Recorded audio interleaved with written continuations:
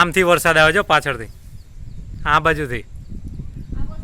હા, એ સીધી લીટી પડે ને, વરસાદના પાણી છે. આ હા મેં પડે જો ને, આ ઘરની પાછળ જો, આ બાજુ, આ ઘરની પાછળ જો, આંધળી કહેવાય એને. આ સીધી લીટી દેખાય કે ને ઝાડની ઉપર જો ને, આ ઘાટો નીચે વાદળ જેવું ઉતરે છે, એ બધું વરસાદ પાણી પડે છે ત્યાં.